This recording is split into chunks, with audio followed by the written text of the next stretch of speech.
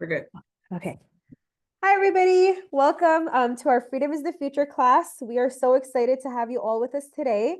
On behalf of myself, Abir, and Lemia, we're really excited to be welcoming you all to our class. One of our co-facilitators, Besmeb Sharat, is not able to join us tonight.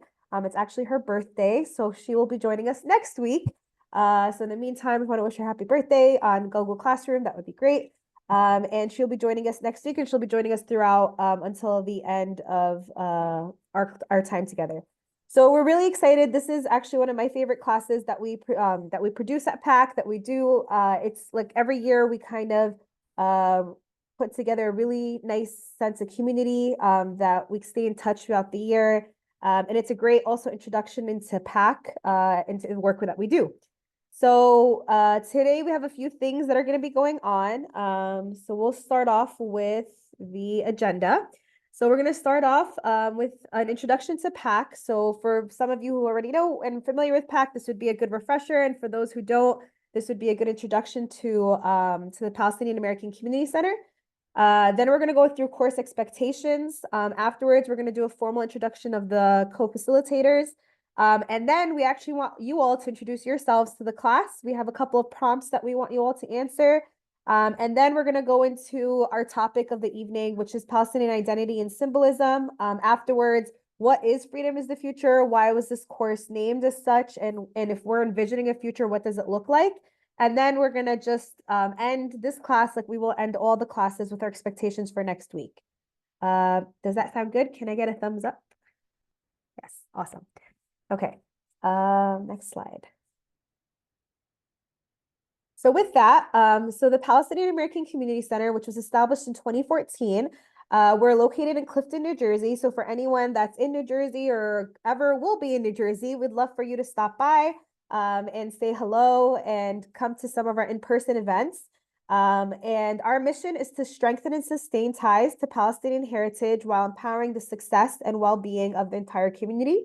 We do this through four main focus areas. The first being educating about Palestine, which is in one of the programs that we have under that focus area is this class. The second is empowering the community. We do various amount of programs that are asked for the community by the community. Our third is civic engagement. So we very much are encouraging people to register to vote. We're meeting with our local officials. And we're making sure that our voices are heard. And lastly, we know that we cannot do all the work. So we're about building coalitions and building some sort of referral system so that we could help address our different community needs, not all by doing it ourselves, but also by building coalitions and partnering with other organizations. So with that, our theory of change. So this theory of change is kind of how we ground our work, and it's centered in everything that we do. And you'll see a lot of it actually in this class. So if we empower the individuals in our community, then our community will be organized and stronger. And if we empower our community, then we will enable positive change in our society here and in Palestine. And if we empower change grounded in the pursuit of equality and justice for all, then we will see a free Palestine. So in many ways, our theory of change hits the micro and macro levels of our society and our community, where we are very much focusing on the individuals in our community and realizing that they are in a larger community base and making sure that if they have all their needs, that they're able to become the most optimal and productive members of the community, hence transforming the community and hence eventually transforming society and making us all able to work towards equality and justice for all and hopefully see a free Palestine. So with that, I realized I did not formally introduce myself. My name is Rania Mustafa. I'm the Executive Director of the Palestinian American Community Center. I've been with PAC since the beginning in 2014. And I think this is Abid, correct me if I'm wrong, our fifth Freedom is the Future class, right? Yeah, 5 or 6. It's 4 since I've been here. Yes, and I think we did one before. So this is our fifth class. Okay. So our fifth Freedom is the Future class, and every year I want to say it gets better and better. We love every year we kind of graduate a cohort, and it's a great way of building community, especially in times like this when you could feel very alone. So it's nice to feel like you have a safe space where you can talk about how you feel and ask the questions that you may think like, should I ask that? This is the place to ask those questions. I'm very excited to be with you all. I'm going to try to be here for every session, but I am going to be walking us through the introductions for today. And with that, I'm going to pass the mic to Abir to formally introduce herself. Oh, hi everyone. I'm sadly only going to be joining for today and next week, and potentially one more because I have my own class that's going to start on Tuesdays. But my name is Abir. I also work at PAC. I've also been part of Freedom is the Future for a while and facilitated it. So we always say it's that time of year again. It's like one of our favorite times of years when Freedom is the Future is happening. And it's really great to see how it's evolved, and just the number of people that join continues to increase each year, and where everyone joins from continues to vary a lot too. So it's just great to be in this space with everyone. And I'm going to pass it to Lemia. Hi everyone. I'm going to also be helping Besma with co-facilitating this course. I'm the Palestine Education intern at PAC. I kind of grew up at PAC. I also took Freedom is the Future during the time that Anya and Abid and Besma were co-facilitating, and it was really interesting and kind of grew my love for the history. So I know you guys are gonna really love this course, inshallah, and it'll be fun time learning with you all. And honestly, every year that I take this course, I learn new things. So there's always something new to learn, and I'm excited to see where this journey takes all of us. Thank you, Lemia and Abir. And also we have Besma, who you will all formally meet next week. She is our Palestine Education Director. She's the one that's been emailing you and the one that's been sending the messages on the WhatsApp. And Lemia and Besma will be your main points of contact for any questions that you have, any technical help that you need. They're going to be the ones that will be walking you through the rest of the classes. So before we start our introductions, we want to go over some course expectations and community agreements. Like we said, one of our really big goals of this course is to build our little Freedom is the Future cohort of 2025. And in that is really building community. So what we do ask is for everybody to keep their cameras on. We know that, people have different resources or different capabilities of whether they have to, whether they can or cannot turn it on. So we're not going to make it mandatory, but we highly, highly, highly recommend it. If it's possible, we do ask that you turn it on. If you're unable to turn it on, if you could just message either at Lemia, Abid, or myself, just letting us know why, if you're comfortable just sharing, just again, for security reasons, we just want to be able to identify everybody that's in the class. We want to make sure that your microphones are working. This is an interactive class. Today we're going to be doing introductions, and we're going to try to make sure every single class there's a point of discussion in the beginning and at the end of the class to make sure that everybody gets a chance to ask their questions, share their thoughts. And then we also ask that your microphones remain muted unless you are speaking, just to kind of keep the cohesiveness of the class and to minimize interruptions. Please make sure your full name is listed just for again, security reasons, and just because we will be taking attendance, just to make sure that everybody is participating and that we are just, on top of who's in the class. And we're going to practice right now. So I know we live in a post-COVID world, but actually we started using Zoom before COVID. So we still practice our Zoom techniques. So if everyone can put in the chat one thing they're really excited about in this course, that would be great, just so we can familiarize ourselves with the chat function.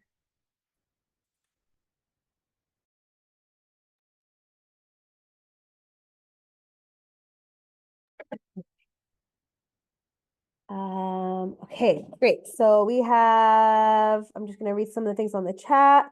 So learning new information, I can educate others, excited to learn how to better my advocacy, new perspectives, the discussions, increasing advocacy, learning how to be more impactful, building community and learning, reinforcing my knowledge, learning more history, being in a group learning environment, learning more of the history, making connections, finding community, steps to advocacy, connecting with others.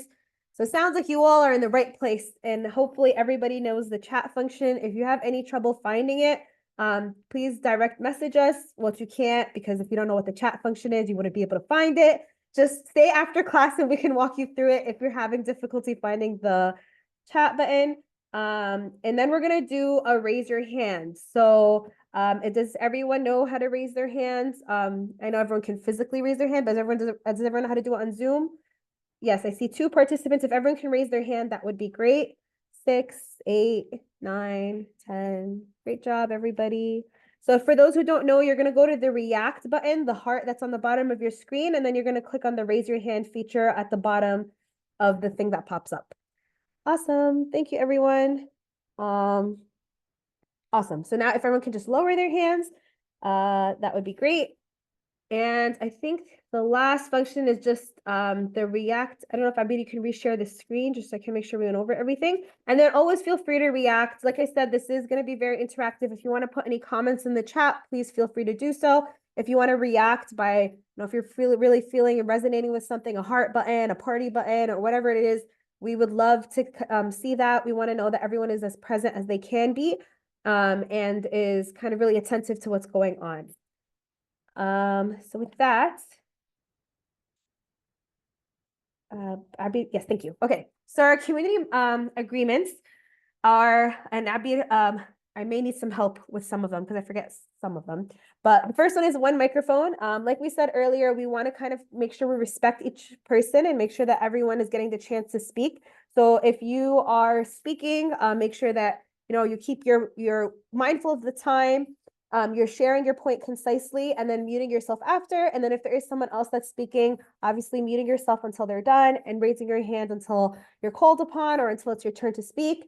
Step up, step down, meaning be conscious of, am I oversharing? Not in the sense of oversharing your thoughts and emotions. We don't want that. But am I speaking like 3, 4, 5, 6 times and I'm not giving really a chance for other people to speak? So kind of, and then in the opposite, am I not speaking enough? Is there something that I have in my mind that I haven't been able to share? So just keep in mind that this is a shared space and we want to be able to have everybody be able to share what they'd like. Discuss and critique concepts and theories, not others or individuals or personal narratives. So obviously this issue is going to be very personal to a lot of people. And so there's going to be a lot of personal narratives that are going to come up. We are expecting that this is something that we respect. And if we have critiques, we're kind of critiquing the ideas behind it. And questioning the ideas behind it, not necessarily someone's experience. What's shared here stays here and what's learned here leaves here. So if we're talking about, again, like a personal story that was shared, that doesn't necessarily mean that you can go out and share that story, but you can share the motif of that story, the lessons learned from that story, or you can also ask permission. Can I share this story in a public space? Be conscious of your positionality, always know where you're standing and how you're approaching different things and be mindful of others. This is the classrooms where many ideas can fit. We're not here to push one specific idea or one specific thought. We know that each of us are coming from different thoughts and walks of life, and we want to kind of find this as a space where we can all mesh together and discuss things together. We also very much practice self-care and communicare. So if anyone's feeling like, you need the bathroom, you need to get a cup of tea or a cup of coffee, please be our guests, do that. If I know it's a little later, so if you haven't had dinner, if you're going to have a late night snack, please feel free to do that as long as it's not disruptive to the class. You don't have to go cameras off. You can keep it cameras on. Like we said, we're trying to build a community here. And if you do need to step away for one reason or the other, please feel free to do so. Just make sure that you're coming back when you can. And then also some of the concepts, obviously, that we're going to be discussing in this class are going to be pretty heavy. So if it is something that you feel like I need a second to kind of process, always feel free to kind of step aside for a minute, mute yourself. If you want to go cameras off for a few moments, you're welcome to do that. And lastly, think collectively. We know the pursuit of freedom is not something that we could do alone. It is a collective effort, and it's something that we have to do together and think collectively about. And so we want us all to be constantly thinking of the collective and thinking and building on each other's ideas and seeing how we could together figure things out. Abia, did I miss anything? Or do you want to echo any of those points? Or Lemia? No, that was perfect. Thanks. Abir is the one who taught me a lot of these, so thank you, Abir. Yeah. Okay, next we have, so the next thing is to make things easy, we set up a Google Classroom. It's just to kind of keep track of the resources. We may put some reflection points up there. Feel free to add some stuff onto the Google Classroom. We will be putting up the recordings of every class onto the Google Classroom. The Google Classroom is your space. Do not share this space with others. This space is meant for you to utilize, for you to access the resources. It's not meant to be shared or broadcasted or posted publicly. If you do want to share any of the resources, you're welcome to, but we ask that you do not share any of the recordings. If you have any like specific questions about something, whether you can share it or not, always feel free to reach out and always ask. So I'm gonna quickly share my screen, or else just to show you guys how the classroom, to show everyone how the classroom looks like, or I can do it. Okay, share. Here it is. Okay. Okay, so this is the classroom. Okay. Can everyone see my screen? Yes? Okay, so this is the classroom. So you're gonna come in and you're gonna see the general documents, and then each class has the resources that you're gonna be able to see, class 2, class 3, and so on and so forth. And then at the end of every class, we're gonna be posting the recording here. You have some general documents here as well. So you have the Zoom information. So if you're ever wondering like how you get into the classroom, you can always access it off the Zoom. The syllabus is here. Our WhatsApp. So we do highly encourage everyone to take a second, if you haven't already, to join our WhatsApp group. If you're having difficulty joining our WhatsApp group, you should have received the link in your email to join. You can also, again, reach out to myself, Lamia or Abir, and we're happy to add you to the WhatsApp group. We also have some general resources. So we have our Palestinian Advocacy Action Guide. We have our resource guide, which we're going to be going over some of these resources throughout class, but this is like a more comprehensive list of many, many resources, from like books you can read, to movies you can watch, the podcasts you can listen to. It's an ever-growing document of resources. And yeah, so really this is like a wealth of knowledge, this Google Classroom. And so we really want you all to sit with it. You kind of have access to this class as long as we're together. And then many times we kind of keep access for as long as you would like. We just, again, ask that you are not broadcasting our recordings. Let me stop share. Okay, does anyone have any questions about that generally? I think I did a very quick general overview. And I think our last thing is just the syllabus. So I'm gonna quickly, actually, let's do the intake survey first. So to get us started, we'd ask that everybody scans this intake survey with your phone. It's pretty easy to take. This is kind of for us just a like a starter survey, just to understand where everyone's coming from. What are your expectations of the course, to see if we have to tailor parts of the course for specific needs. So we ask that you all kind of take a few minutes now to go through it. And I'm just going to give everyone, if everyone can give me a thumbs up if they were able to open it. And if you weren't, Lemia, oh, thank you. I see a bunch of thumbs up. And then Lemia also put in the survey link in the chat. So if you haven't been able to scan it, if you weren't able to scan it, you can also just access it from the chat. We kindly ask that you just take some time from now until the end of the class. I think for the sake of time, I'm going to keep going, but this is a good thing to do while you need like a brain break. But just make sure that it is open. Yeah, Angelica. Hi, I know this might seem a little obvious, but what we're rating is like our knowledge, right? Like our comfort level at this point in time for this first part of the intake. Oh, yes. Yes. Okay. That is we will make sure to clarify that. But yes, your knowledge, your confidence, and your desire to work for Palestine, and your confidence to advocate for Palestine. So you're At either this going to point. mark it very high, high, neutral, low, very low at this point right now. Okay. Yeah. Thank you so much. No problem. Thank you for asking that. So yeah, so we're kind of this is like meant to kind of do like a litmus test to see where everyone's at. And then we're going to have a mid-course survey to kind of see where we've gotten at the midpoint. And then we're going to have an end of course survey to see how everyone has gotten towards the end. So actually, I'll give everyone a minute just to make sure everyone has access to it and if they want to start answering some questions.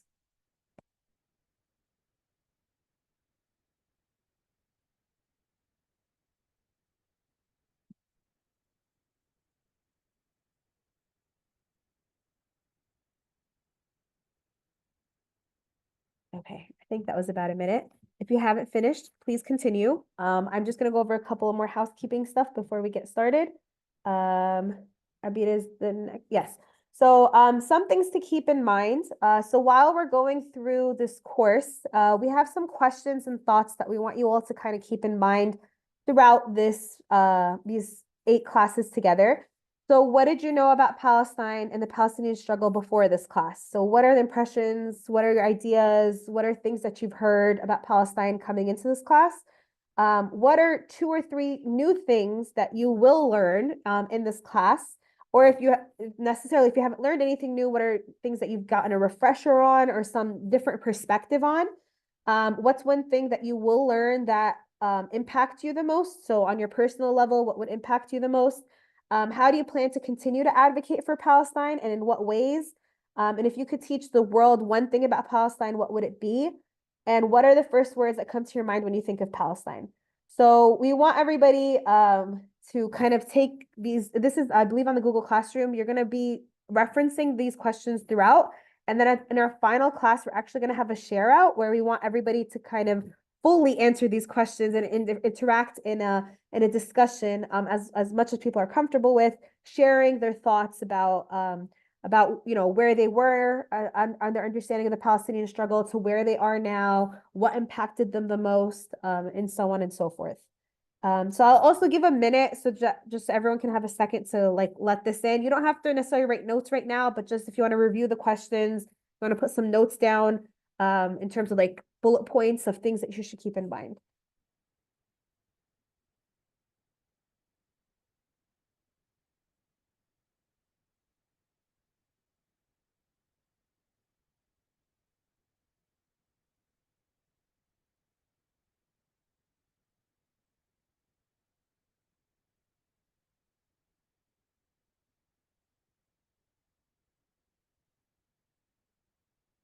Okay, so I hope some people had a chance to just, orient yourself, get yourself ready for what's to come. I believe the next part is the introductions, the course map, and then the introductions. Okay, so like we said, there's 8 classes, and I call this our class caterpillar. This is going to be the guide that we have for our classes throughout. Every class we will be revisiting this map to see where we are in our journey throughout this class. So today we're going to be focusing on our introduction to freedom is the freedom is the future. What does Palestinian identity mean? What is the diaspora? Next week we're going to get into history. Obviously, the Palestinian history is very dense and can actually be taken, across many years. But we're going to be splitting it into 2 classes. So history part 1. And we're going to get to about 1967 in the first class, and then we'll continue to pick up after 1967 in the second class. Then we're going to be focusing on centering Palestinian voices in the 4th class. Afterwards, we're going to be talking about how to counter Zionist myths. There's going to be an interactive portion of hearing, going through Miko Paled's book and hearing from everybody about how they've seen these myths and how they interact with them. Afterwards, we'll be going to Palestine as a racial justice issue through a solidarity panel. This is actually always a fan favorite. We have a lot of different, brothers and sisters in the struggle that join us, and we talk about different aspects of solidarity and how does that look like. And then we're going to go into anti-Zionism is not anti-Semitism, which is a huge, huge issue that we're having right now. And lastly, on the last class, we're going to reflect on the questions that we posed in the previous slide. And then also think about what now. So I have all this knowledge, I have all this energy, I want to do an impact, what can I do? So the hope is that with the last class, we will be able to, take a lot of the information and make it into something tangible. And then in April, we actually have our PAC conference that will be a culmination of this class. It will be April 4th, 5th, and 6th, I believe. It's that weekend. So we invite everybody. The save the date is supposed to be coming out in the next week or so. So we'll definitely be making sure to share it with you all. It is going to be happening in our center at Clifton, New Jersey. There are going to be hybrid options for people who want to join online, or if people want to come join us for the weekend. If you're out of state, we'd love to have you. And it's always just a treat and a great way for a lot of people in the course to actually meet each other in the conference. So yeah, that's any questions about the map? I didn't go through the syllabus. I do highly encourage you all to take the time to go through it. The Google Classroom really kind of spells out the syllabus in terms of the resources that we have. This map is what is the foundation and the cornerstone of the syllabus. So yeah, so does anyone have any questions about anything before we get into introductions? Okay, awesome. So then we will get into group introductions. So what we're going to do is we are going to ask everybody to be mindful of the time. But we do want, again, in the spirit of creating a community, we do want to hear from everybody. And we want you all to share a little about yourselves. So your name, where you're from, if you are Palestinian, what village are you from? If you're not Palestinian, where are you from in general? And then if you can tell us a moment when Palestinian identity or struggle was controversial, and or what do you want to get from out of this class? Because we realize we're asking about for 2 minutes. So if you all can join and let us know what are the main things you want to get out of this class, we would love that.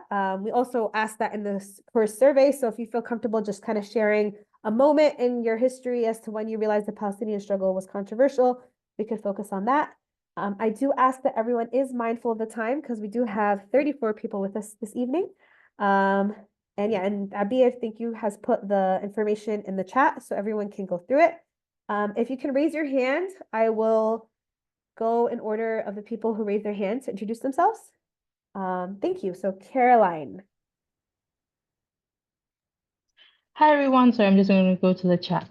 Hi everyone, my name is Caroline. I live in Melbourne, Florida, but I am Indonesian American. I've always been a Palestine supporter, especially because my whole family is very Indonesian. But I was really surprised how I didn't dig deep before, so it wasn't until this genocide that I learned so much. So that's what I think I'm kind of disappointed in myself in that. So I just want to learn as much as I can and advocate as much as I can. Thank you, Caroline. It's never too late. So thank you so much for joining this class. And we hope that you're going to benefit a lot from it. Tycho, am I pronouncing that correctly? Hi, my name is Tycho. I'm from Houston and I'm a senior in high school. I'm not Palestinian, but I'm very interested in social justice. And when it comes to the question of Palestine, I think that it's become one of the most important struggles of our lifetimes. And so I feel that just a sense of justice to educate myself about Palestine as an issue. And it's definitely like controversial in my school, and there's a lot of censorship to advocacy. So I'm here to learn more about the proper ways to advocate and uplift Palestinian voices in my community. Thank you, Tycho. It's a pleasure to have you with us, especially as a high school senior. I very much admire your dedication to this. So thank you very much for joining us. Nidat? Hi, everybody. I'm Nida. I was born here in the US and my family is from Pakistan. I am Shia Muslim, and I kind of grew up hearing a lot about Palestine. We talk about it a lot, but never really knew a lot of the history and things like that until October of last year. And started to realize how much action and advocacy is really needed. And so again, similar to what was said before, I feel a lot of guilt and things in that, there was so much time that went by that we didn't educate ourselves. But I'm really excited to learn a lot about the history and about ways to move forward. Thank you, Nida. We're very excited to have you with us. I think the silver lining in all of this has been that a lot of people have wanted to learn more and commit themselves to the struggle, which definitely is a very important silver lining. So it's never too late, and we're very excited to have you with us in class today. Soset? Hi, thanks. My name is Sausan, and I am from Illinois, around Chicago. I am Palestinian.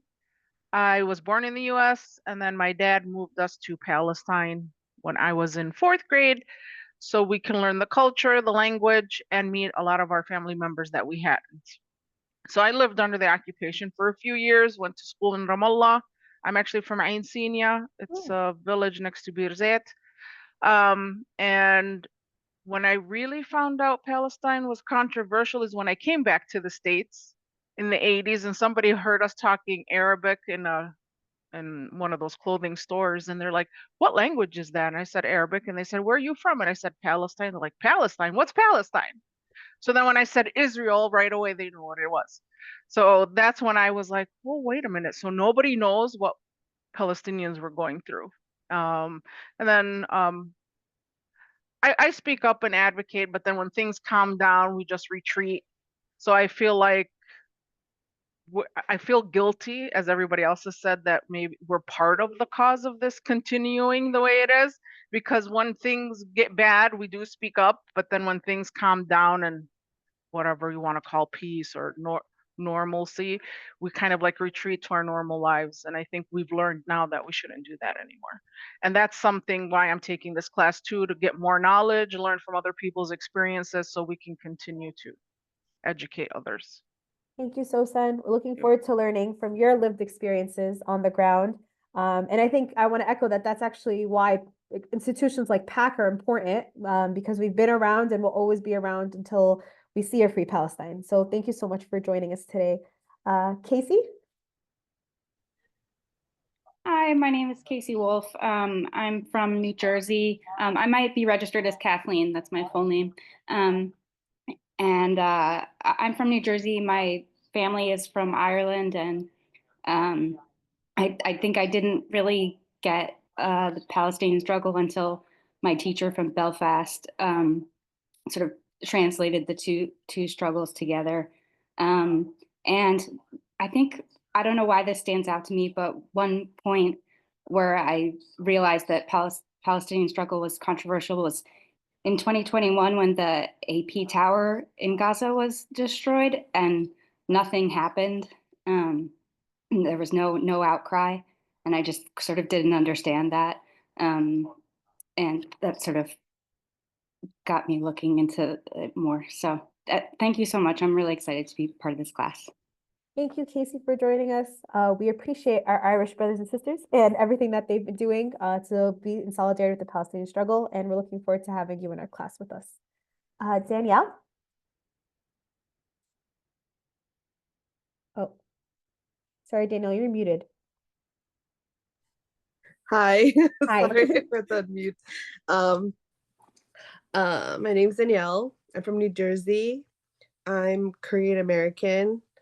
I'm interested in learning more just in general, like facts and stuff like that. And I think I'm motivated just because I see a lot of similarities between like Palestine and like Korea, and how they're both experienced like occupation.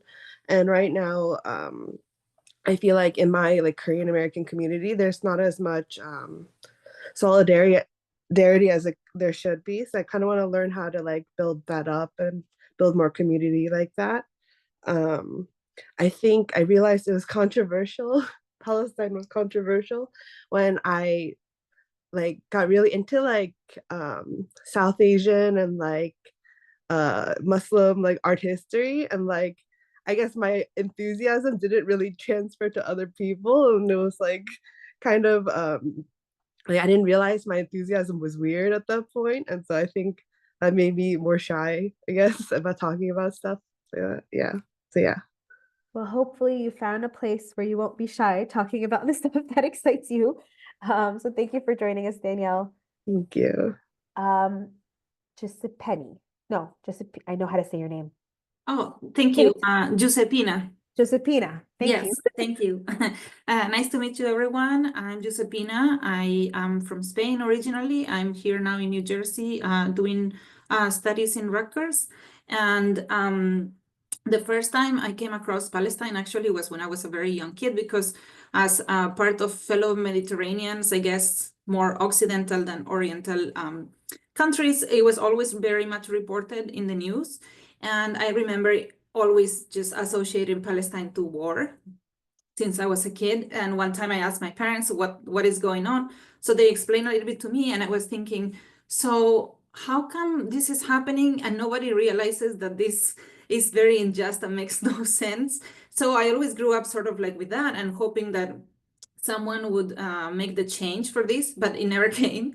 And so then when I was in college, I was studying Arabic, and I met some Palestinian people in my Arabic class because they wanted to formally learn like writing or things like this. And the first time I understood it was really controversial because of this friend in my class, she told me she was going back to Palestine to visit her father and her family, and she didn't have a passport that was Palestinian.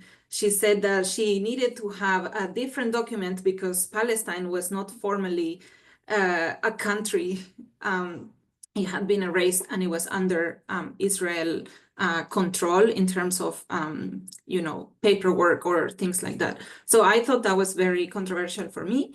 And then when I came to the US, as I think Taiko was saying earlier, is when I realized that there is really so much censorship. I could never talk about Palestine. And now that everything has happened, it's even worse.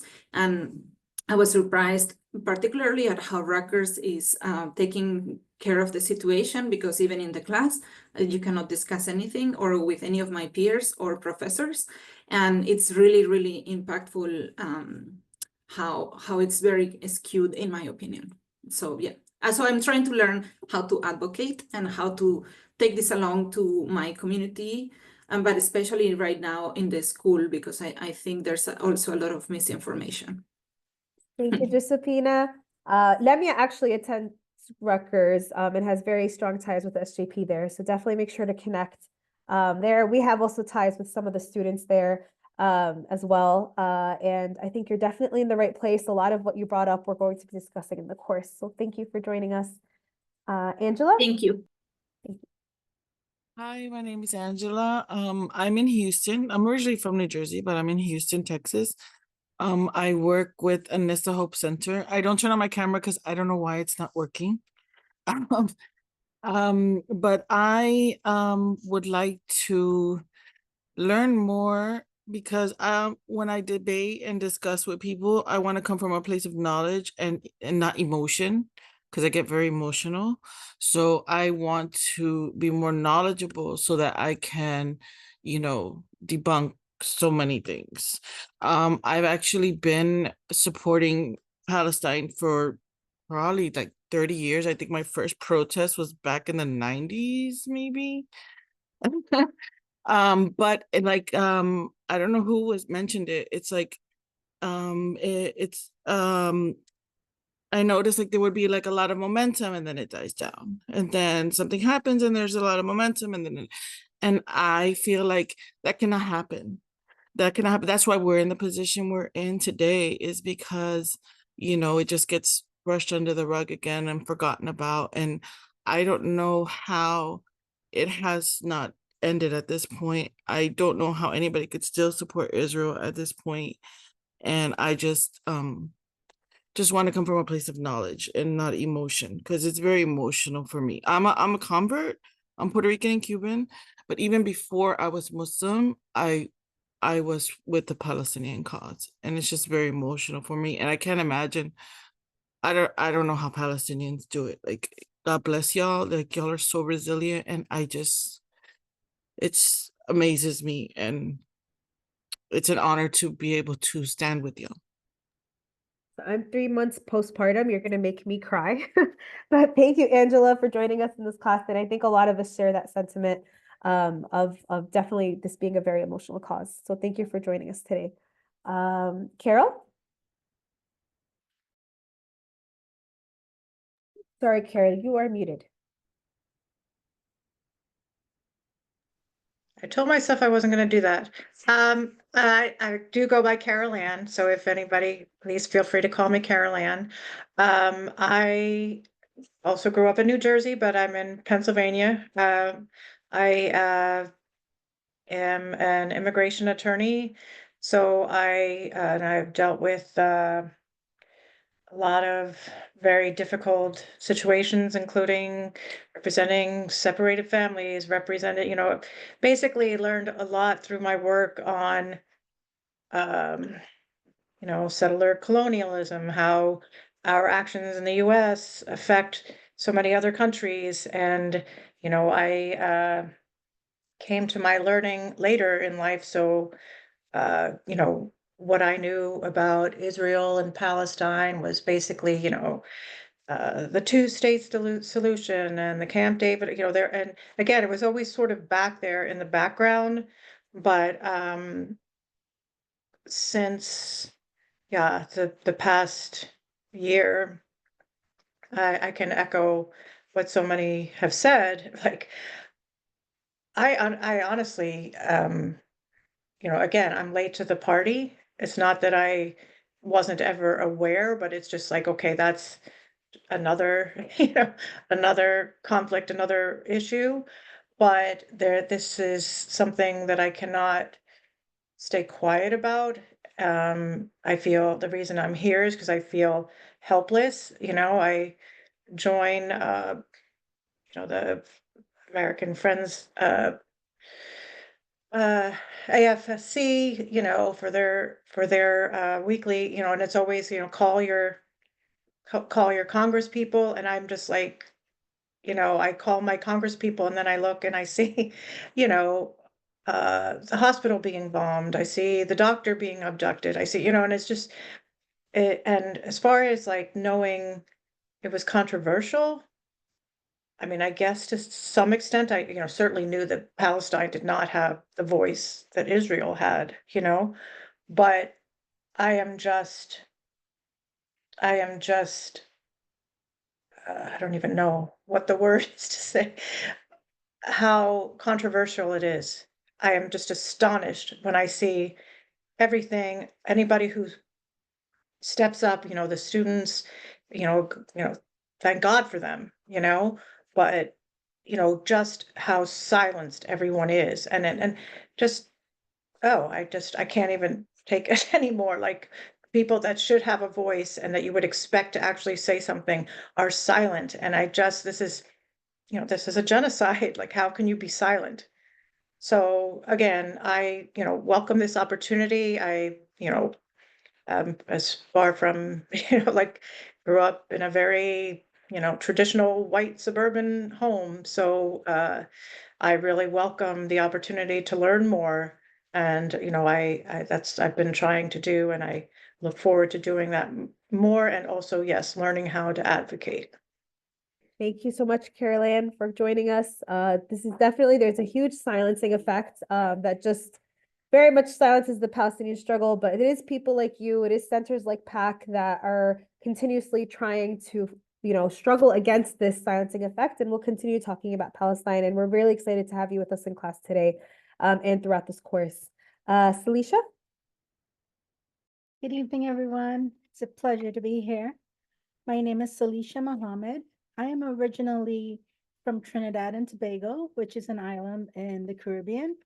I was born there and grew up there. And when I was an adult at 20, I came to New Jersey, lived in Jersey City, Bayonne, and now I live in Basking Ridge, New Jersey, still in New Jersey, and I do love it. I visit the PAC Center quite often, and especially Patterson with the great restaurants, Al-Basha being my favorite. A moment when the Palestinian identity struggle was controversial. Well, for me, being raised and educated in Trinidad and Tobago, we never really knew much about what was happening in Palestine and the struggles. We just covered, in history classes briefly what was going on, but it was when I moved to the States, I started to hear bits and pieces about what was going on, but it was always in the back of my mind, like Carol Ann said, that they had no voice. The Palestinians had no voice, and it wasn't until later on in the year 2000, I would say, when I heard about the second Intifada, when Ariel Sharon visited the Temple Mount, and I started hearing about all these casualties, and then of Palestinians. So I started to find a way to try and get more involved. And then it was the beginning of the internet. And so I started doing research and I tried to volunteer everywhere I could find anything about Palestine. I used to head to Patterson a lot, which, you know, is also called Little Palestine. So I was deeply involved with anything happening in that area. And then in 2000, actually before 2005, um, I joined social media, and it was just for the sole reason of getting the word out there about Palestine, trying to spread the word, trying to gain help for them, and being a voice. Again, like what Carol Ann said, they had no voice. And I thought I could use my voice to help in some way. And this is the only reason I joined social media, Facebook, then after Instagram. And I also got really excited when the BDS movement came about in 2005. And ever since then, I have tried my best to be a strong advocate. And inshallah, would be even stronger after this class. Thank you very much. Thank you, Salisha. We're excited to have you with us today. I think what we're going to learn in this class is that there are many Palestinian voices. Unfortunately, I think they're regularly and consistently throughout history have been silenced in different ways, and that our goal collectively is to make sure we're uplifting these voices. So thank you, Salisha, for sharing that with us. I want to say it's Kauthar, but I think You're right? Okay, yes. Kauthar. Okay. Hi everyone, my name is Kauthar. I am a little sick right now, so I apologize if I sound a little congested. I'm Moroccan. I've lived in New York City most of my life, moved to Jersey about 2 years ago, and been here since. And I would say the moment that I really learned that the Palestinian struggle was controversial was probably around 2014, during the 2014 aggression. I think I was around 13 or 14, and I was spending a lot of time on Tumblr, and the 2014 aggression was trending on Tumblr at the time, so I just kept reading about it every single day. And then that was the summer before I went to high school. When I went to high school, my freshman year, I was taking a political science elective, and our teacher asked us what we wanted to learn about, what topics we wanted to explore, and I brought up Palestine. He quickly got very uncomfortable, and at the moment, I didn't really understand why, but then I quickly came to learn just how controversial just saying Palestine is throughout the course of high school. And what I want to get out of this course, I want to learn more about Palestinian history in general. I took a few college courses on Palestine, read a few books, and I'm ashamed to say I forgot so much of what I've learned. So I'm really just trying to refresh some of that knowledge, and also just learning how to be a better advocate for Palestine, especially when it comes to dispelling Zionist myths when they come up. I grew up in a pretty Zionist area and went to pretty Zionist schools, so stuff like that would come up pretty often. And while I'm 100% confident in the Palestinian struggle and identity and movement, I sometimes feel like like somebody else said, I don't always have the knowledge to express myself as fully as I'd like to, or maybe just working on my public speaking skills and better understanding Palestinian history and how to dispel myths so that I can better advocate for Palestinians. Thank you so much, Gautam, for joining us. I also want to put in a plug that we actually have, I want to say every month, we have at least 2 Palestinian education events that are happening at PAC.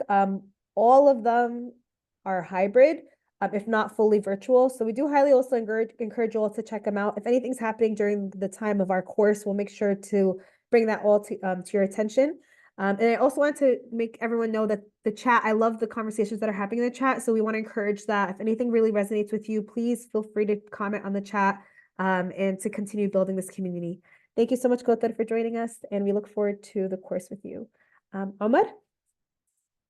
Hey everyone. My name is Omar. I'm a first generation Palestinian American. I'm also Egyptian. From my mom's side, we're from Ain Karim, and my family was never actually able to visit our land. But growing up, I always knew there was something off about telling people I'm from Palestine. I remember specifically not too long ago, like 2021, I believe I had a sticker from PAC, and it was like the Palestinian flag, and it was like a QR code to learn a little more about what's going on in Palestine. And I go to my sophomore year English teacher, and I ask her, could I put it up on like the board? Because I thought she was nice and everything like that. But she like the look she gave me, and then she took like 2 days to decide, and then she told me, no, you can't put that up. And recently, I'm a freshman in college now. And before I graduated my high school, we had like a really big poster for one of our clubs. And it had nothing to do with Palestine, but you could just put whatever you want and just hang it up. And it's like 2024, just for memories. And I remember people were drawing the Palestinian flag on the poster. And our club advisor had an issue with that. And I found out 2 days ago that on the left hand, it's the Palestinian flag, and her herself, like only her, put up a giant sticker of Israel on the other side, and then like the flag of America on the inside. Like you can't have one without the other. So I went through this course I already know a basic understanding, and I know a lot of the more recent things that happen in Palestine, but I want a more in-depth like analysis of everything so I could just be able to freely speak about it without being worried I'm going to say something wrong. Well, we're very excited to have you with us, Ahmad. And I'm sorry that you had to go through those experiences in high school. But hopefully we can equip you with the tools to be able to attend to these kind of experiences in the future. We're excited to have you with us. Christine? Yes, hi everybody. So happy to be here. Thank you for organizing this. I am from Bronxville, New York. I'm not Palestinian, but my husband is. His family's from a small town called Taibe in the West Bank. A moment when I learned about the Palestinian struggle was controversial. I guess when, I met my husband and meeting his family and learning about, settlers taking their land. That's when I really started to learn about Palestine, because before that, I really had no idea. Yeah, I was born here and my family's from Colombia. Um, yeah, one thing I want to get out of this course is I want to learn more about the history, the resistance, how to better advocate, and how to just be like more impactful in my actions. Thank you for joining us, Christine. I think, an entry point with settler expansion and settler violence is unfortunately the reality of a lot of people, especially in the West Bank. So it's a great place to start in terms of understanding the larger Palestinian struggle. So thank you so much for joining us. And we're looking forward to having you with us in our course. Alina? Hi everyone, my name's Alina. I'm from Houston. I'm also a little bit sick, so pardon my voice. Um, I'm Pakistani and Muslim, so I grew up advocating for Palestine, and I always knew that my beliefs were going to be controversial. Um, but it wasn't until this year I realized how controversial they truly are.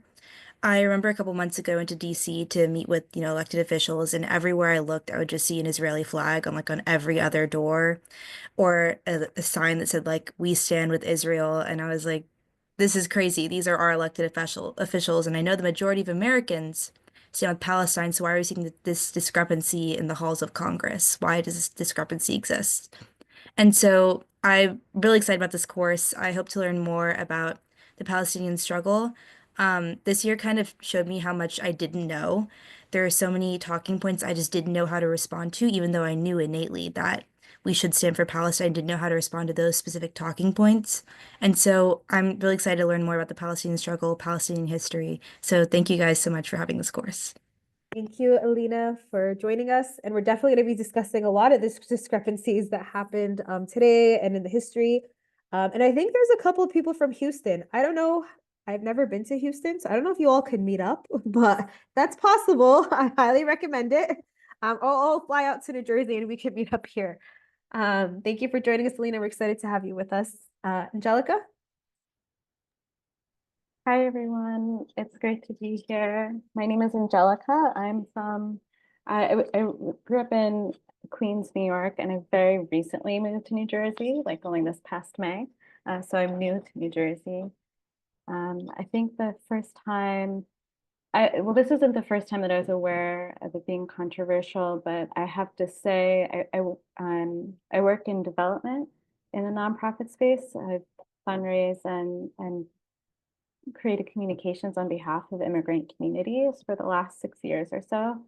And I have to say, I've been kind of like just astounded by the sort of pushback that I've seen from the philanthropy sector and the ways that I have been forced to censor in meetings with funders that support Jewish humanitarian causes.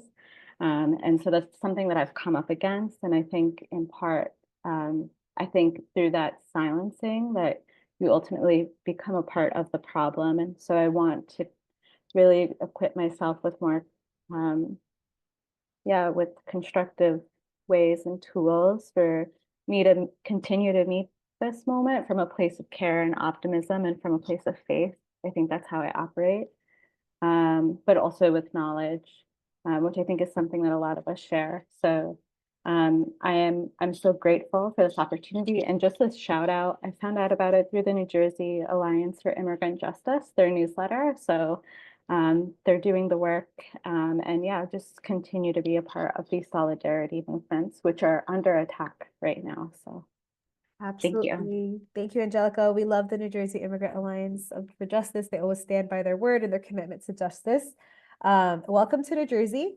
And I want to tell you from firsthand experience that actually, since the genocide started, we have been turned down for funders because we were asked to remove Free Palestine from our theory of change, and we refused to do so. So this is, I think, very real, and we're seeing it. We're seeing our free speech being attacked on various levels, and it's very real. So I'd love to maybe pick your brain off camera, to talk more about that. I would love to, I just quickly would love to talk about it. Like, have been like very in that same situation where they're like, you have this very obvious evidence of solidarity and where your funding is up in air because of it. So would love to talk more offline. Yes, thank you, Angelica. Mary?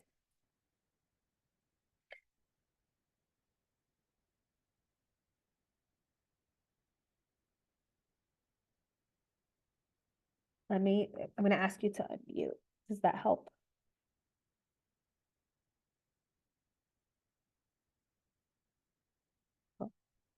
I think you're muted.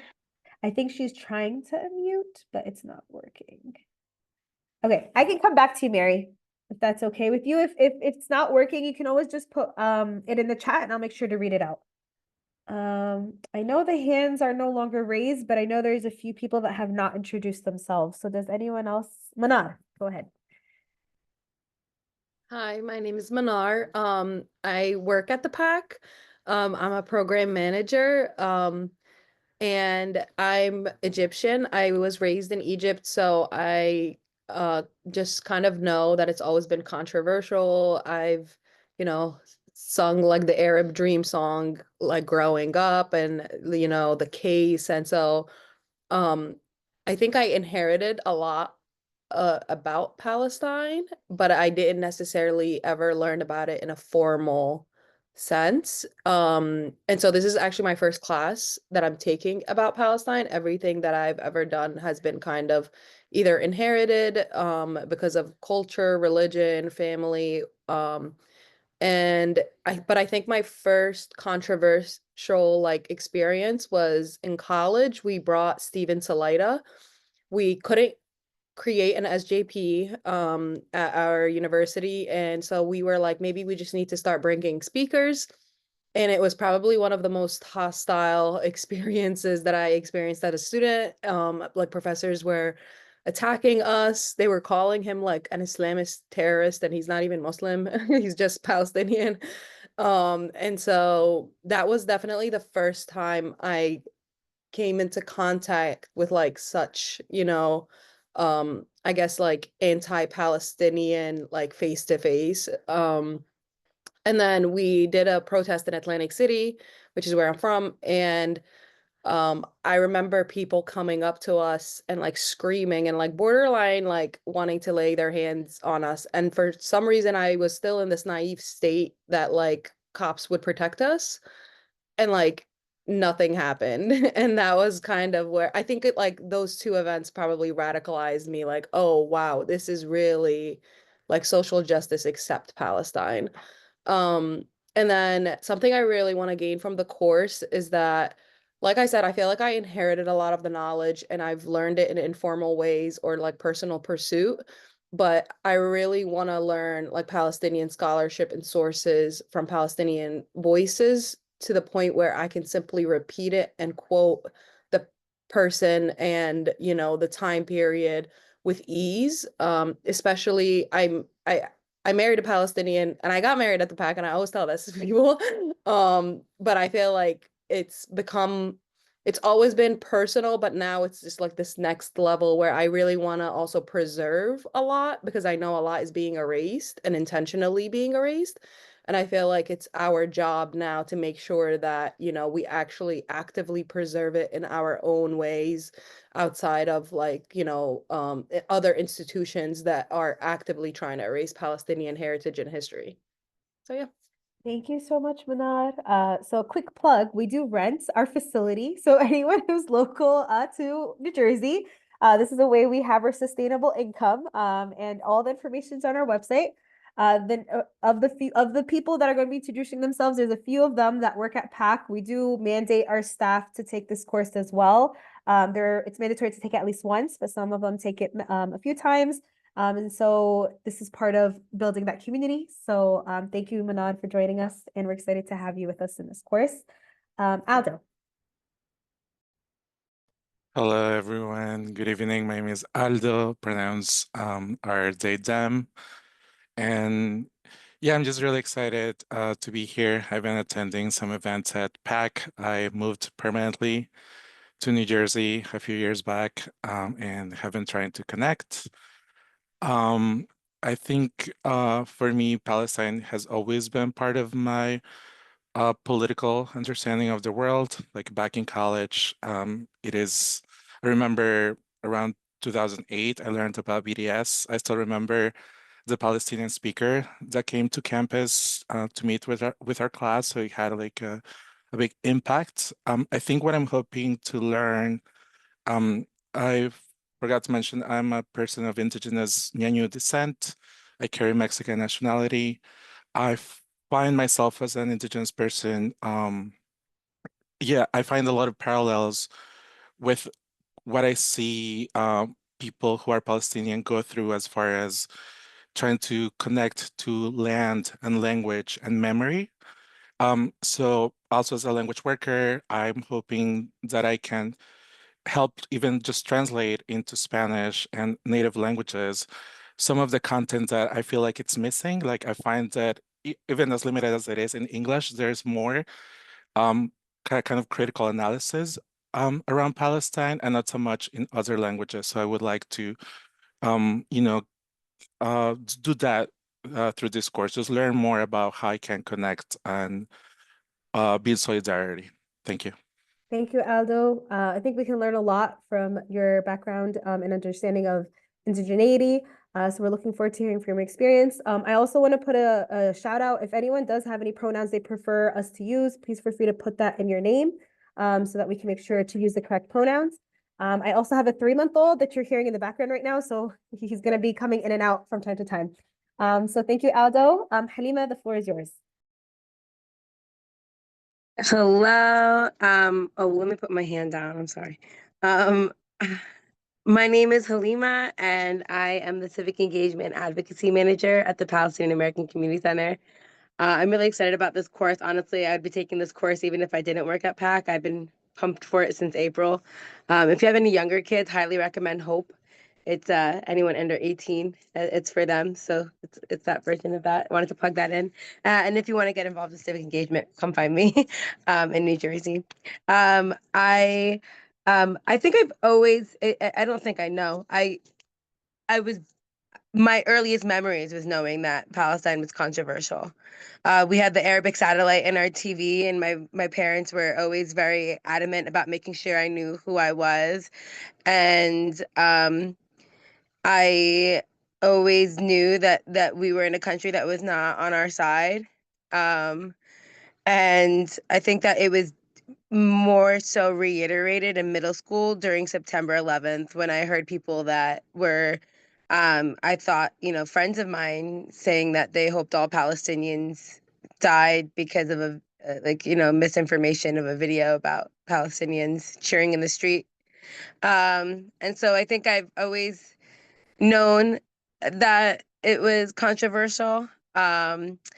And what I hope to learn is, honestly, I echo a lot of what Manar said. It's just I would like to be able to have a more scholared background on the subject, because everything was passed down through stories of my mother and mostly her experiences. Would tell me that she put shoes in front of her and all her siblings' beds at night so that if they needed to escape, they'd have their shoes to escape with. Um, so I would like to be able to have a more formal background as well. Been very excited to be meeting this group. It's beautiful to see and hear everyone's experiences. So I feel honored. Thank you. Thanks. Rania, do you want me to take over meeting Eunice? I think I'm good, but thank you. But thank you, Halima. I just wanted to shout out for Halima because she's been our #1 cheerleader for the Freedom is the Future course.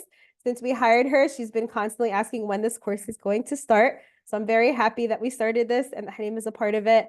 And she is your civic engagement queen. So if you have any questions or what you could do on an advocacy level, Halima is your person to talk to and connect to. So thanks, Halima. We're excited to have you with us. Neda? Hello, my name is Neda. I was born in Egypt. My mother and her family were from Jerusalem and left in 1948.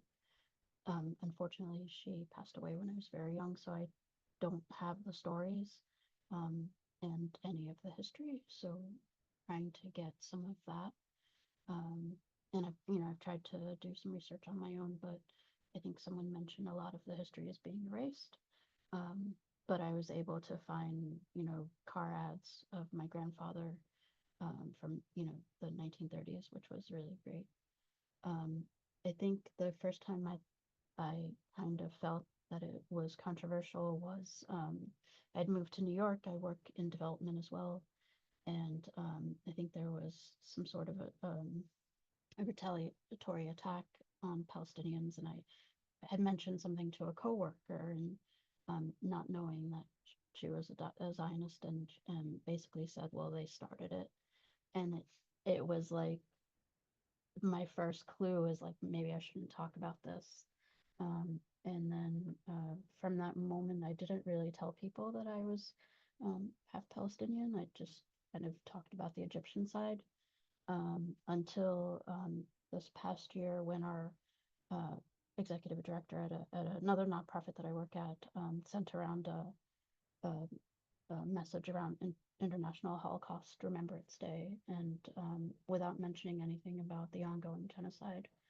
And so I was able to work with some colleagues, and we got about 10% of our colleagues to sign a petition asking her to to discuss this with us, and kind of ask her to make a statement, which was then we were told that wasn't going to happen, and I believe it was because of certain funders. We're a pretty large nonprofit, so I think there was a fear that we were going to ruffle some feathers. But out of that, we have kept the movement going at work, and trying to, they put a lot of parameters where we couldn't meet on site, we couldn't meet during working hours, so it's been difficult. But we did a screening of a documentary that just came out, just trying to keep the momentum going, even though it's been a little bit hard. So for me, I'm just really interested in finding community and learning more about my past. And that's it. Thank you for joining us, Neda. I'm sorry for your loss, and hopefully this will be a great tribute to your mother's memory and a great way to connect to her. And hopefully we can build community together. We're really excited to have you with us. Rabia. Hello, Rabia. I also work at the PAC. I was also, despite the fact that I raised my hand, surprised to do this introduction, so hence the surpriseness. I'm also a New Yorker in the boat here. My family's Pakistani American. We've also always grown up being involved with the Palestinian struggle. I grew up in Bay Ridge, so also kind of the little Palestine, but of New York. And so kind of it was always a part of what we were always involved in. I would say the moment that I realized that it was controversial and not just a part of everyone's day to day was when I went off to college because I went to a predominantly white Catholic college. And I was like, oh, so it's social justice for everything except Palestine. Don't know how that's going to go, guys. But then I very quickly realized if we just talk to people and kind of explain things, people on campus agreed. But then I realized that we were in one of the most Zionist neighborhoods in New York. So that got really interesting very quickly. And that's a story for another day. I would like to get out of the course is kind of more of like a historical context on things, much like some other folks mentioned. Yeah. Thank you, Rabia. We're really excited to have you as on our PAC team. Rabia is our newest member of our PAC team and was part of this course. So thank you for joining us. Bayan. Hi, my name is Bayan. I'm from Al-Jib in Palestine. Um, I went to a predominantly white high school. I live in a pretty white town. So there's a lot of Jewish people in my town, and there are a lot of just people who are not familiar with Palestine and more familiar with Israel. So it was pretty controversial coming up and saying that I was Palestinian. And I have a pretty big family, and we all went to the same high school. So we pretty much like made it really well known that we are Palestinian. We did get like a lot of like Zionists and like white people kind of like criticizing us or mentioning us in like the mom's chat on like Facebook and stuff. Especially like after I made a speech at graduation, I mentioned my Palestinian family, my Palestinian heritage, and then somebody mentioned something and like it was like a whole thing. But we're long past that now. We're like very loud, very proud Palestinian family. I also work at the PAC. I'm the office manager at PAC. And through this course, I really want to get like a formal history about Palestine. I've heard a lot through my grandparents, my parents, all kinds of family members, but being in like a formal class setting and like being able to have like text and sources and all that kind of stuff would be really helpful, really useful just to have on hand and just to like better my knowledge for the future so I could pass it down to my family, my children for the future, stuff like that. Thank you, Bayan. If you ever call PAC, Bayan's probably the face that you're going to see. If you come to PAC, it's the first face you're going to see. And if you call PAC, it's the first voice you're going to hear. So thank you, Bayan, for everything. And her birthday is on Friday. So if everyone wants to give Bayan a shout out, that would be great. Barry.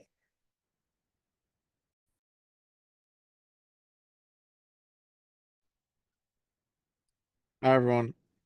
Sorry, I had to keep my camera off because I've been in the car.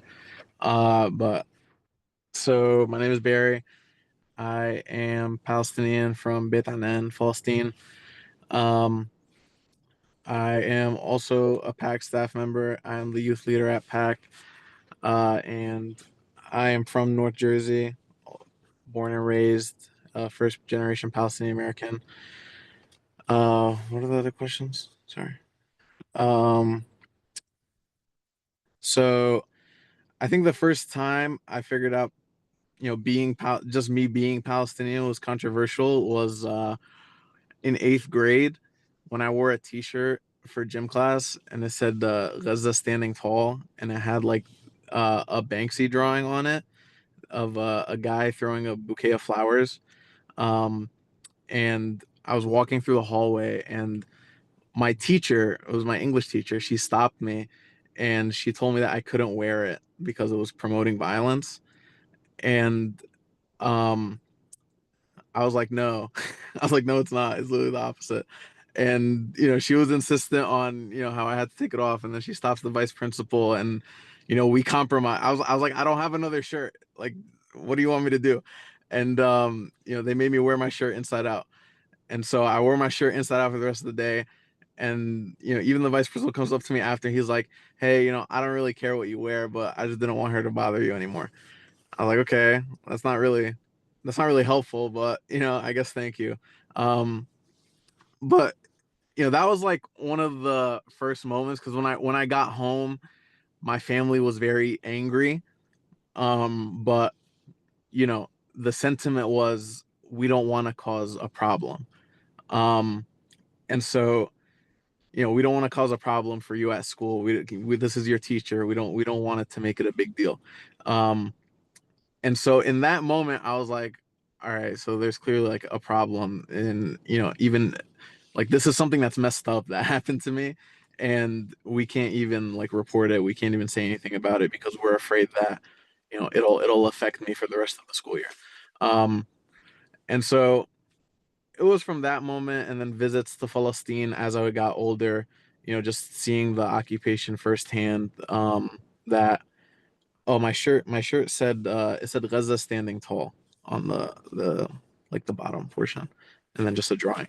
Um, so yeah, visits to Palestine, seeing the occupation firsthand, visiting family and hearing about their struggles living in the West Bank, um, and then also obviously just the genocide over the past year and a half and organizing on campus. Um, it's all been very eye-opening for one, to see, especially in the past year and a half, what people have been saying, how people respond, and then you know what people are your friends, what people aren't really your friends anymore. And hopefully out of this course, I want to be able to reinforce my knowledge. Not everybody, I don't think everybody knows everything, even if we try to involve ourselves as much as we can. I took Freedom is the Future, actually, the first cohort ever, well, like 4 years ago, or 5 years ago. And so I'm choosing to take the class again to reinforce my knowledge on it. So looking forward to learning with you all, and getting to know you guys as the course continues. Thank you, Barry. I also want to shout out that Barry is his SJP president at Montclair and has a lot of student activism experience. So if anyone wants to pick his brain on that, definitely connect with Barry. He's also our youth leader at PAC. I don't know if he mentioned that or not. Yara. Hi everyone, my name is Yara. I am from Clifton, New Jersey.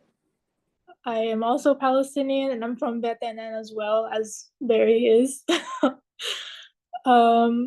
A moment where I realized that Palestine was controversial was, growing up as a Palestinian, you always have that feeling. You see the glares, oh, what's that? Where are you from? Or people mixing up Pakistan and Palestine. But a moment where I really did realize that, the censorship behind the entire thing was my junior year of high school, when I did Depka at my school for a show with Tanya, shout out Tanya, and they told us that we weren't allowed to shout "Free Palestine" um, during the show, and they told us that had we did try to shout it out, that they would pull our entire act from the show. And I just remember like being so devastated for that fact, because I never really experienced like that censorship before. And in regards to taking this class, I am taking it to expand my knowledge on Palestinian history, because even though I am Palestinian, it's never enough knowledge. You can always know more. And I feel like as a Palestinian, it's important for you especially to know the most out of everybody. So that's it. Thank you. Thank you, Yara. We're really excited to have you with us in this course and to learn from your experiences as a Palestinian. Mary, we want to try again if we can hear you. Yay. Yes. I'll try again. Thank you for your patience for that. My name is Mary, and I also lived in New Jersey and grew up there, and now I live in Maine.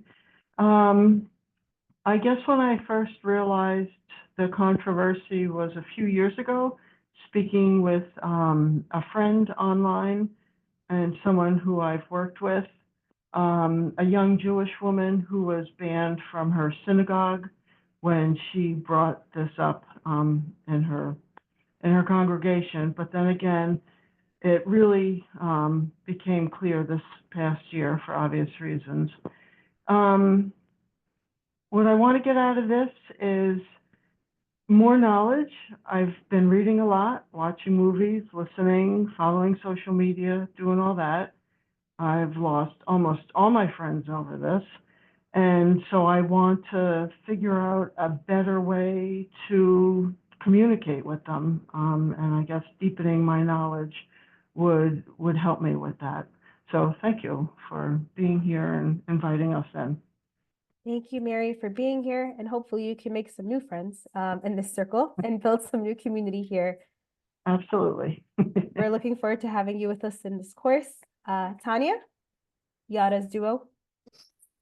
Hi, my name is Tanya, and I was born in Palestine. To be exact, I was born in Bethlehem. So I would say it's not my first encounter with the controversy, but I would say one event that really stuck with me. It actually happened a couple of times at my workplace. I work in retail, where I would have customers come in and they would see my Palestinian necklace, and they know what I'm wearing it for, but they would make a comment and say, "Oh, is that Israel?" And obviously, I'm just like, no, it's actually Palestine. I was born there. I was raised there for a couple of years. I had this one customer. She actually started arguing with me, and she was like, where's your family from? Are they from Gaza? Is your home all bombed?" She's like trying to like start something, but obviously I kept it professional. And then she even asked me where I was from. I said the West Bank, and she didn't even know where that was. She had no clue where the West Bank was. And it's kind of ironic that they're taking over our land, but they don't even know what land they're taking over. So that was one thing that really stuck with me. And then taking this course just to have a better understanding of the historical part of Palestine, because I feel like, yeah, we all know about Palestine, but we can never know enough. We should always learn more. Thank you for joining us, Tanya, and I'm really sorry that happened to you, but hopefully this will help better equip you to handle future situations like that. So thank you for being with us and looking forward to having you in this course. Emily? Hi, I'm Emily. I live in Minneapolis. I grew up outside of Chicago in a predominantly Jewish area. I myself am Jewish. So growing up in that kind of space, there was always kind of an understanding that there was a controversy or that there was a complicated situation. But it wasn't until really college, probably, when I encountered very outspoken Zionists and kind of recognized, there was a clash there. And I started to learn more about it for myself. And I am currently part of the Twin Cities Jewish Voice for Peace chapter. And so I'm really looking forward to deepening my knowledge to bring to my activism and my work with that organization. Thank you for joining us today, Emily. And we're looking forward to hearing from your perspective and learning from you as well. And we're looking forward to this being a great course with you in it. I think there's a couple of other people who haven't gone, but it is almost 9 o'clock. So I'm going to give a last shout out if anyone would love, and yes, we do love our Jewish Voice for Palestine. I'm going to echo Angela. Sorry, Jewish Voice for Peace. I said Palestine. Peace, Palestine, same thing. But I saw a couple of people. I saw Angelo, I think, hasn't gone. Would you like to go, Angelo? Could you hear me? Yes. All right, how's it going? My name's Angelo. I'm from Newark, New Jersey originally. I'm Puerto Rican Italian, not Palestinian. I am a organizer and activist with PSO. Mostly I work with them, but there's pretty much not a political organization I haven't worked with. So I mostly organize and like strategize with people out of like people's forum and places like other such too. So if I'm not doing PSL work, I'm mostly with them. But how I got introduced to the topic of Palestine and learned to become aware that it was a controversial topic was back in about 2014 when I just arrived home from Afghanistan after serving deployment with the U.S. military. And that's when I started to like become uh, anti-war conscious, and which I was mostly focusing on what I knew mostly that was directly impacted me. But upon speaking about that and noticing the similarities between what was occurring at the time in other places across the Middle East, um, I started to like I came across more material about like the greater region. So it was just one of those things too. Like, of course, Palestine was going to be something I eventually it was inevitable that I become aware of the situation. So once I like went into college, I finally came across a variety of people in which I was like I was comfortable with talking about the subject with. But when I brought up Palestine for the first time at that point, even though we were having like a wider anti-war conversation, it was immediately made clear at that point, like if you're, and I was planning on, I took a break from receiving my master's, in which I was planning on becoming a professor. But immediately all the other professors kind of like made it clear that we should just start attempting to change the subject. So it was something that like immediately at that point, I know I touched a nerve when I was already focused on like such a thing, having certain sensitivities around certain subjects as Afghanistan and Iraq. So that's why I became aware of it, but it was just something I kept on. It was impossible to not physically see what was occurring at that time, even for me at that point, as far back as 2014, and something which I continuously witnessed at that point up until right now. So yeah, pretty much just an activist and organizer. Um, Thank you, Angelo. We're looking forward to hearing more from your anti-war perspective and to see how we can integrate that into the class. And we work very closely with the People's Forum. And it's very interesting how a lot of you have echoed this idea of progressive except Palestine, which is definitely going to come up throughout the course. So thank you so much for being with us, and we look forward to having you in our class. There are a few other people who didn't go, but I noticed all their cameras are off. So I'm going to give you the option to introduce yourselves in the chat, unless you want to go. So it's Rami, Rumeisa, Uwais, and Sara, and Jose, even though Jose said he couldn't introduce himself. So if you want to introduce yourselves in the chat, or if you want to speak now, I want to say speak now or forever hold your peace, because we're going to turn the mic to Abir to go into the content for today. This is always really important because, like we said, our goal from this class is not only to learn, but to learn in community and to build this community. And so we want to put a face, a story behind each of these names so that we could continue to connect and build that community together.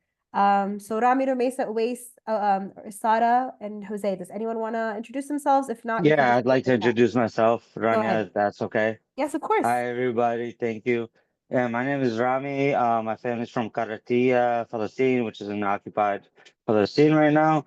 My parents went through the first Nakba, so at a very young age, I knew the story. I mean, I've been protesting since the early 2000s, late 90s. I guess the first controversial moment I had, I guess, was in fifth grade. When we did like the winter plays and chorus things. They would do a Hanukkah song, and without me telling my parents or my family, I just walked off the stage during that time.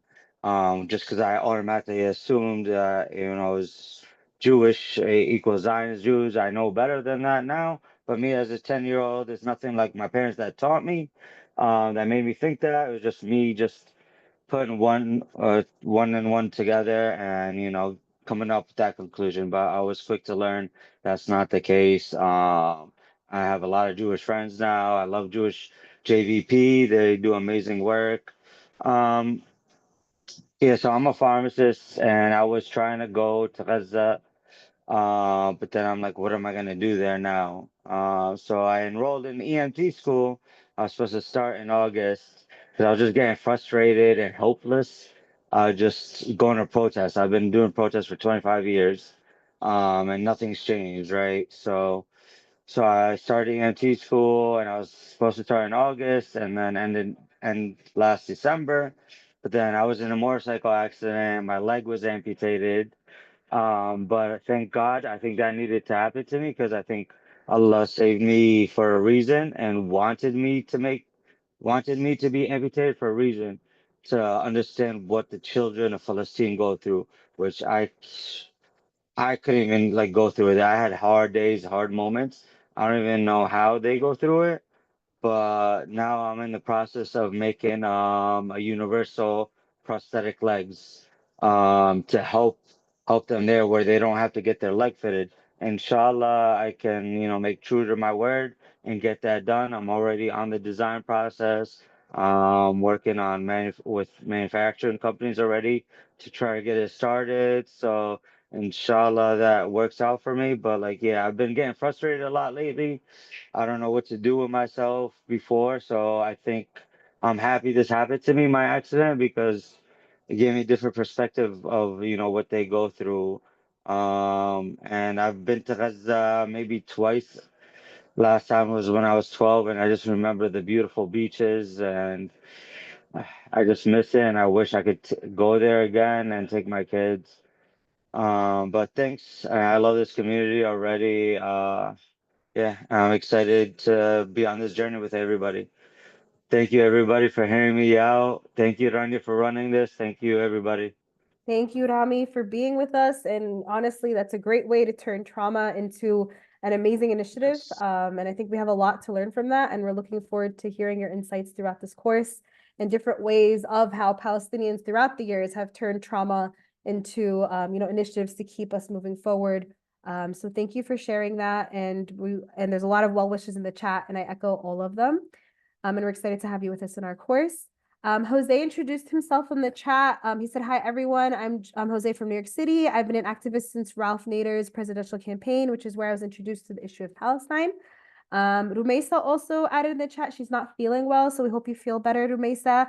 Her name is Rumeisa. She's Algerian and Moroccan. She first realized Palestine was controversial in America, attending college when calling for divestment, and a lot of Zionists claim this movement anti-Semitic. So she's hoping to gain some insight on how to counter these myths and better advocate for Palestine. And Sada also put in the chat that she's commuting at the moment, but Sada from Chicago, she was aware of the Palestinian struggle growing up from reading and being involved in the mosque, but didn't realize how controversial it was until college when the Gaza Strip was being bombed and Obama was the president at the time, was silent. Her roommate, who's Syrian, wrote an article in the college newspaper titled Why Palestine Matters, and she got so much hate and was stalked on campus. There's a lot of doxing that happens, which we're going to talk about. Since then, she's been working on educating herself. And I think that wraps up everybody, except Uwais. So I don't know if Uwais, you want to share or if you want to add in the chat. So with that, I want to welcome you again all to the course. We have about 20 minutes left. But like we said, we just really like to take the time to introduce everyone, so everyone can, again, put a name, story to their names. And I want to pass the mic to Abir to end the class with us. Thanks, Danya. Thanks, everyone. It's really great to hear why everyone is here. I think that helps us, it helps ground us as facilitators. And like, I'm already texting Besma about the syllabus and like, okay, people really want to know this and this. So I'm grateful that we took the time to do these introductions. I just, for the sake of time, I do want to end us on time and be mindful of everyone's time. I'm going to switch some stuff around. So what I want us to do, I think just from hearing everyone, it seems like we all have somewhat of an understanding of the genocide and the struggle that is going on right now.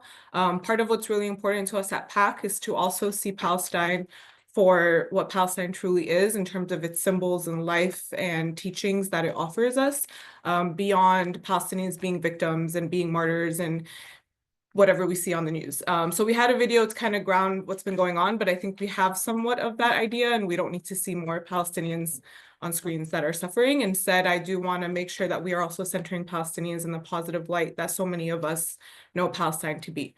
So we have a video for that. Yes, Raya woke up. I think she got FOMO and really wanted to join. I don't know why. She never is awake at this time, but she is joining us.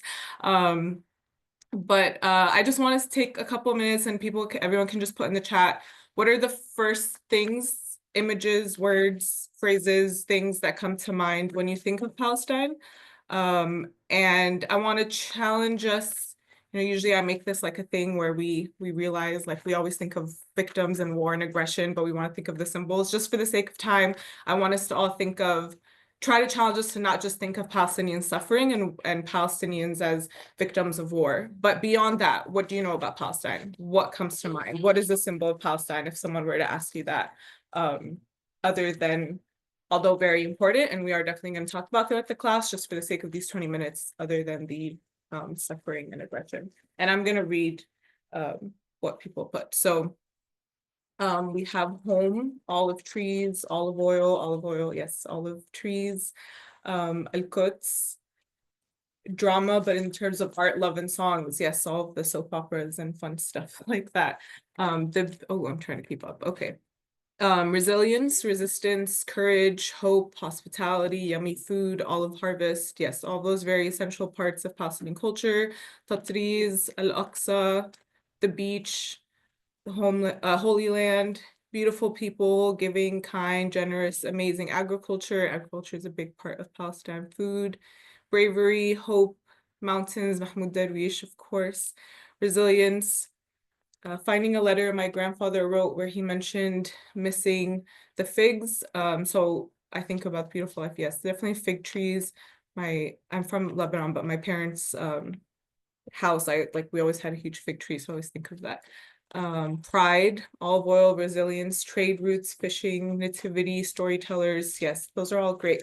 I love all those prophets. So I think from what we're sharing already, and this class is really going to add on to it, is in oranges, is the diversity of Palestine and is what Palestine has to offer, and is really going to transition us into the second part, which is understanding and explaining the name of this course, which is Freedom is the Future. And a lot of times, and like Rania and I have had these conversations of, we need to free Palestine. Well, not we. Palestinians are going to free Palestine, and we need to see the liberation of Palestine.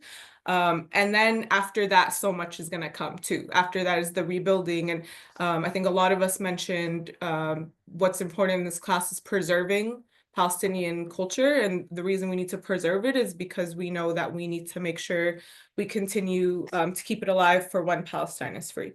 And so that is a big part of this class also.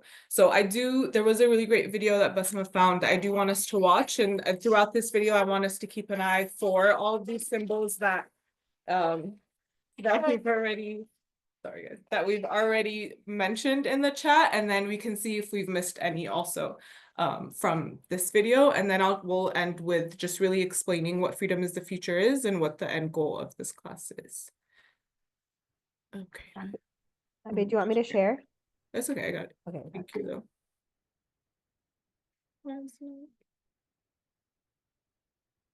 Okay.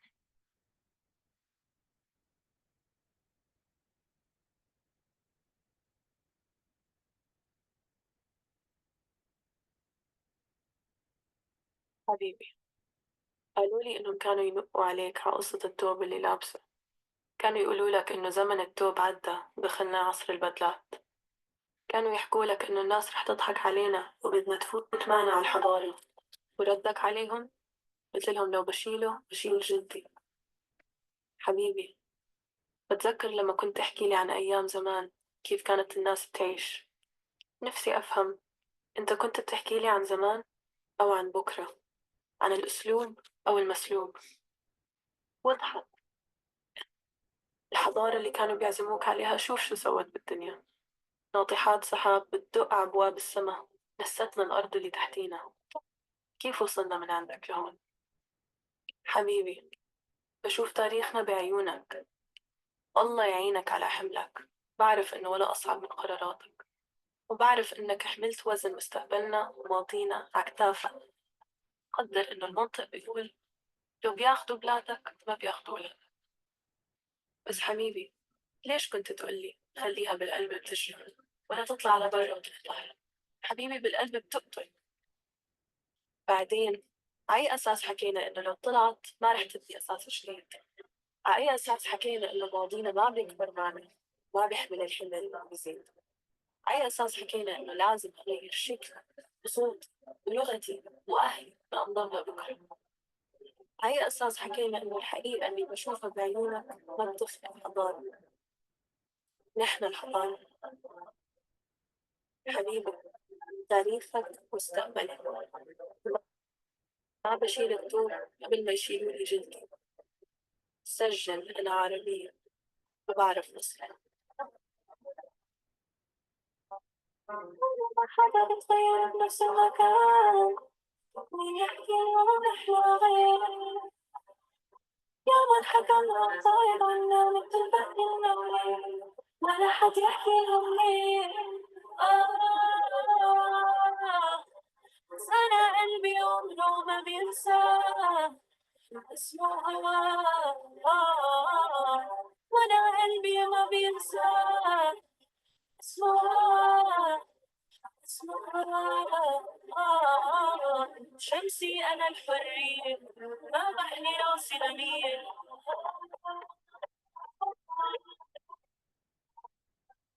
في نفسي سجل أنا عارفين.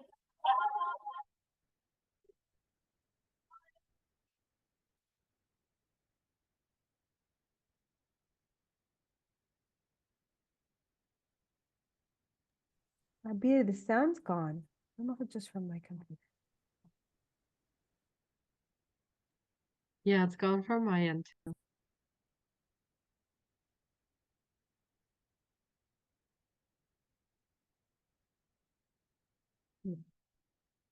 I think for the sake of time, I ended it there, but we can put well, all these will be on the Google Classroom, but I can also put it on the chat. I'm trying to see with the chat what you all added onto.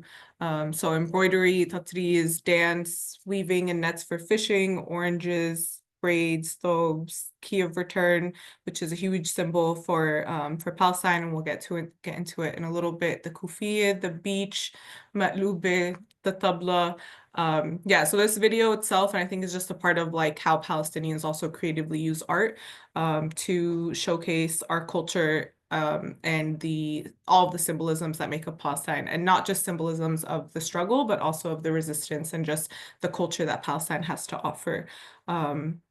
Does anyone want to like unpack anything else from this video before we get into what freedom is the future really means and comes from, what it means to us? Yes, I noticed, if anyone noticed like the pregnant stomach, so even giving birth and continuing to have children is an act of resistance and is a really important part of Palestinian history. The color red is very important. All the colors in the flag have meanings and symbolisms, and we can also unpack that if anyone's interested. Any other thought? It was a great video, and I wish we had a little bit. I'm sure someone could have like a 2-hour lecture unpacking this, but I'll give us just a couple more minutes. Yes, legacy as resistance, and that's a Zionist saying, right? Is like the old will die and the young will forget, and that's really something that they rely on. That's something every settler colonial project relies on. Is if you just take the initial generation, the rest are going to forget. You change all their education, you don't let them learn about it. But something that is so important and unique to Palestinian resistance is this dedication to passing down history, and through oral traditions, through written traditions, through courses like this. And so we really are, in a way, practicing that Palestinian heritage of keeping history and culture alive and sharing it down. So even in this space, we are really honoring and being a part of that. Okay, so I'm going to take us into, on that note, what is freedom is the future? Where does it come from? It's not just like a cool title that we use for this class, even though it fits really well, but it does have a history of where it comes from. So I'm just gonna get out of this and share my screen. If it lets me.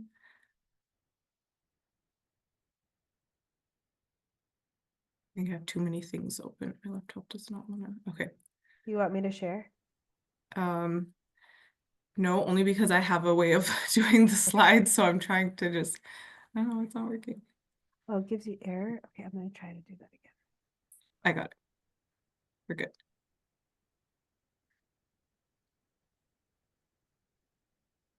Okay. Okay, so what is freedom is the future? Freedom is the future is a kind of slogan concept that came about by a group of people, mainly a convening that took place by Adala Justice Project and the U.S. Campaign for Palestinian Rights, who are both really great Palestinian organizations that you should follow and support and make sure you are in tune with their work, because they are doing respective work all tied to the liberation and justice for Palestine, and their organizations here based in the United States. But the main goal and what really inspired this convening and like these demands that culminate freedom is the future is the fact that this right here on the screen is the Palestinian diaspora. It is one of the it is a very large diaspora and extremely spread out, obviously because of the settler colonial project and because of the erasure and displacement of Palestinian people that has been going on for decades. There are Palestinians all over the world. What do we do with that? And what can we do with that? And what is our duty and responsibility as people in the diaspora to what is happening on the ground right now and to the struggle and liberation of Palestine? So that's where this really came from. It's a vision of justice from Palestinians in the United States that has been endorsed and agreed upon and I guess approved, if we want, by Palestinians on the ground as, yes, this is our role and these are our demands as Palestinians in the diaspora. So this is just some pictures of the initial convening that took place. You might recognize some people if you know some people from Adal Justice Project or USCPR. A couple of, I see Cody in the background who is actually going to be talking one of our panels. If you recognize Ahmed Abu Snid, Sandra Tamari, these are all people that are really like essential and key figures in the Palestinian struggle and in their organizations and just in their own work. So this convening of Palestinians came together. Again, what is our role? What is our responsibility? What are we going to do? How do we imagine a world with justice for all? And how do we achieve that through liberating Palestine, right? Because if Palestine is liberated, then I would say the entire world has to be liberated, right? Because then we have talked about and conquered, I guess if that's the word, settler colonialism and capitalism and racism and all of the isms that feed into the Israeli Zionist project right now. So one of the first demands is see us, hear us. So there are a couple of demands. I'm going to go through them. And this is a really great way to center and ground our work and what we're going to do in these next 8 weeks, or what all of you are going to do. And I will wish I'm with you all for it. So see us, hear us is the first one. Justice requires Palestinian self-determination.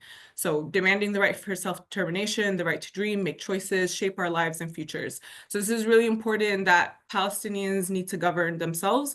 Palestinians need to have a say in what freedom and liberation looks like and what post-liberation looks like and what Palestine is going to look like, to express language, culture, heritage, and peoplehood, to have the right to their land and natural resources and speak for themselves, and must be consulted and listened to regarding our future. Nothing about that should be without us. So again, we can't say like someone else is going to free Palestine and tell Palestinians what to do with that freedom. It's going to come from Palestinians and going to be led by Palestinians. And that's a very important, one of our community agreements is positionality. So something important to really keep in mind. The next is return.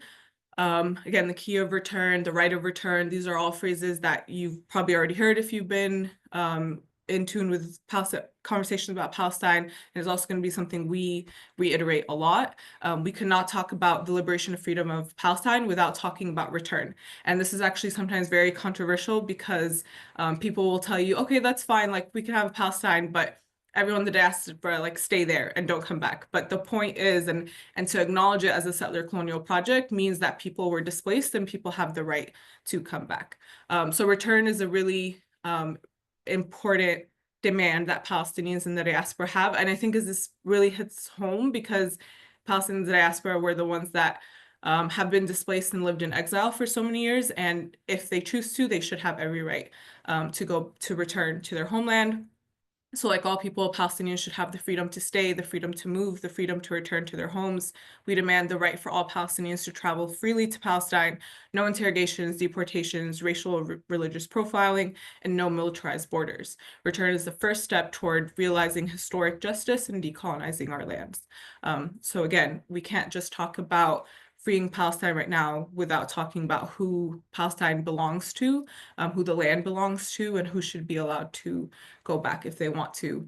And this gets us into conversations which we'll get into throughout the class, especially in our solidarity conversations and Palestine as a racial justice issue when talking about militarism and borders and what is decolonization, not just as a theory, but really in practice.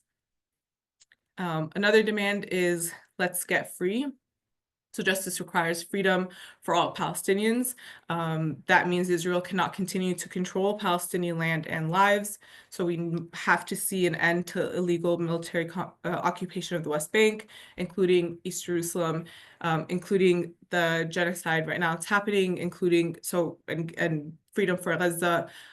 It must end this blockade against Palestinians in Gaza who are deprived of water, electricity, and medical treatment, and unfortunately a lot more added to that list now, especially in the last year, where we've really seen the deadliest and most heightened attack on Gaza. Even though it's not the first, it's definitely unique in a very harmful way. Demanding the end of home demolitions, land confiscations, and racialized violence against Palestinian citizens of Israel, or what a lot of us call 1948. So this is the part of Palestine that was taken and is officially now seen as the state of Israel. There are a lot of Palestinians who do live there who are treated as second-class citizens and this is where apartheid law comes in and what they are subjected to. So really identifying Palestinians as the indigenous population of Palestine and explaining what that full freedom that they are entitled to is. And also as the rightful owners of that land, of Palestinian land. And then safety for all, of course, so demanding the freedom to thrive and live in safety and dignity, demanding an end to Israel's structural violence and systemic destruction of Palestinian lives and livelihood. We cannot thrive with a boot on our necks. We do not want handouts. We want the freedom to build our own just and liberated society that is free of classism, patriarchy, homophobia, racism, ableism, and bigotry in all forms. I'm sure we can add so much to that list. Without stability, safety, and agency, Palestinians cannot live full lives. And Palestinians have not been able to live full lives, especially in the last year. And so a big part of being able to even think of and envision a liberated and free Palestine is to just have the space to do that and the space to breathe. And that is something that we in the diaspora have to demand for ourselves here and especially and also for Palestinians on the ground. And then struggling with us. So justice requires our right to resist for a better world. We demand the right to resist our oppression. We demand the right to live without fear of political repression when exercising our right to assembly, dissent, and speech, demanding an end to unconstitutional legislation, denying our right to boycott for human rights. We should be free to organize our communities in pursuit of justice and liberation. And we would think this is something that shouldn't even be a demand and should just be something that is our right, if we live in a quote unquote free world and free country. But as many of you have already shared and identified, even resisting and even talking about Palestine, even trying to bring it up in spaces is not allowed and is often shut down. And worse is, you have threat of getting fired or kicked out or suspended if you're a student. And so this is to me, is a very basic demand, but is a very important one, is that just having the right to even speak out about this as much as we need to. So those are the demands. I did that right on time, which is great. Those are the freedom is future demands. Again, these aren't things that PAC necessarily made. This is a culmination of this convening that USCPR and Data Justice Project did together, but we refer to a lot. Rania was mentioning earlier, a lot of times when people ask, like, what do Palestinians want? What do you guys want? What do you in the diaspora want? She will send them this, or we can refer to this and be like, this is what we want. This is at the very basic, very minimum level. What we cannot compromise on are these demands. So this was how we wanted to end today's introduction and how to really ground us moving forward. into the rest of the class. So the next session is going to be our history part 1, and a lot of you have identified wanting and really craving a good historical breakdown of everything. We're going to try our best to do the last like 70+ years in 2 parts. Of course, some things are going to be missing, some things we can't get to, but we will try to get to at least the most important parts. And we do split in 2 parts just because it is a lot and it's late at night, so we need some time to process it. But I'm going to stop sharing and just see if there are any final questions, needs, comments, anything that I went through too quickly. Or Rania or Lemia, if you want to add anything.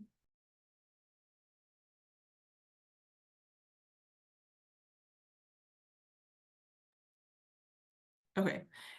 It's 9:31. But we're still good on time. We went over so much before. We're gonna try not to do that too much this year. If there is, this will all be posted on the Google Classroom. The recording will too. I do want to ask that these recordings do not go anywhere else or to anyone else, especially because 1, for the safety of PAC, and 2, for the safety of all of you.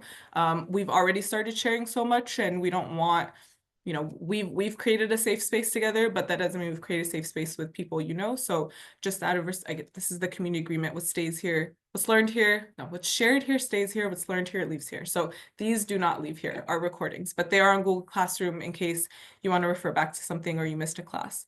And the slides will also be posted there, but also please don't share those. If you want to use the slide for a presentation, like that's okay, but maybe ask us, definitely credit PAC if that's okay. But yes.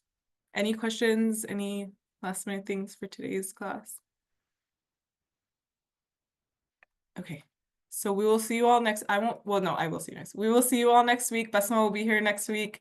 We'll just start right away into the first part of our history. So usually that's, if in case you want to do any homework to prepare, that's usually 1948 to 67-ish, but we might do before, might do a little bit after. Okay. Thanks everyone. Thank you, everyone. Good night. See you next week. Good night.